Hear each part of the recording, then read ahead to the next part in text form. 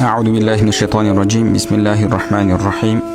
الحمد لله رب العالمين، والصلاة والسلام على نبينا وإمامنا وقدوتنا وقرة عيوننا محمد وعلى آله وأصحابه أجمعين.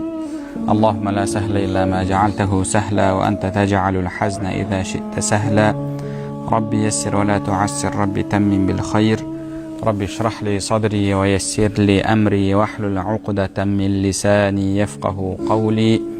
اللهم علمنا ما ينفعنا وانفعنا بما علمتنا.